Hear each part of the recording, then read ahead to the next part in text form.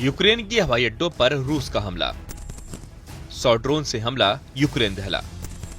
रूस के हमले से यूक्रेन में फिर कोहराम मच गया। रूस के ड्रोन ने इस बार यूक्रेन की हवाई क्षमता को खाक करने का मन बना लिया है। अब रूस ने दावा किया है कि उसके बलों ने यूक्रेनी हवाई अड्डे पर हमला किया। रिपोर्ट में कहा गया कि रूसी बलों ने यूक्रेनी सैन्य हवाई अड्डे के बुनियादी ढांचे पर हमला किया। ड्रोन ने यूक्रेन के प्रोडक्शन प्लांट्स और यूक्रेन सेनाओं के अस्थायी पोस्ट को निशाना बनाया। रूस का दावा है कि इस हमले में यूक्रेन को बड़ा नुकसान उठाना पड़ा। वहीं यूक्रेन ने रूसी दावे को गलत ठहराया और कहा कि उसने रूस की कई मिसाइलों को टारगेट हिट होने से पहले ही ढेर कर दिया। इस बीच रूसी वायु रक्षा बलों ने कई यूक्रेनी रॉकेट, हवाई बम और लगभग 100 ड्रोन को रोक दिया। इसके अलावा रूसी बलों ने रूस के कुर्स्क क्षेत्र में यूक्रेनी लक्ष्यों पर हमला करना जारी रखा।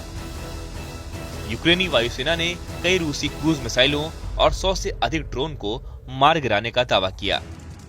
रूस ने सोमवार को दावा किया कि उसके बलों ने खार्किव क्षेत्र में एक बस्ती पर कब्जा कर लिया, जबकि यूक्रेन की सेना ने कहा कि कई मोर्चों पर लड़ाई चल रही है।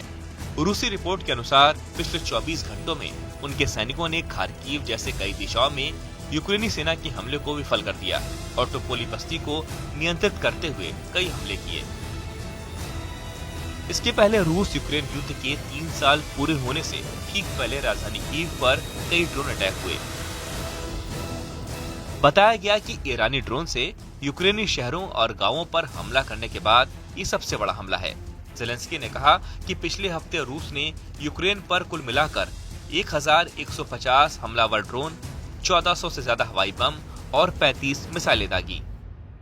फरवरी 2022 में रूस ने यूक्रेन पर आक्रमण किया और देश के अधिक हिस्से पर कब्जा करना शुरू कर दिया। द्वितीय विश्व युद्ध के बाद यूरोप में इसे बड़ा संघर्ष माना जा रहा है।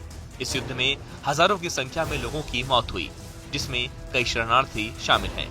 एक रिपोर्ट के अनुसार 24 फरवरी 2022 को जंग की शुरुआत के बाद यूक्रेन के 11% जमीन पर रूस ने कब्जा कर लिया। लेकिन अगर साल 2014 से तुलना करें तो रूस यूक्रेन के 18% भूभाग पर कब्जा कर चुका है।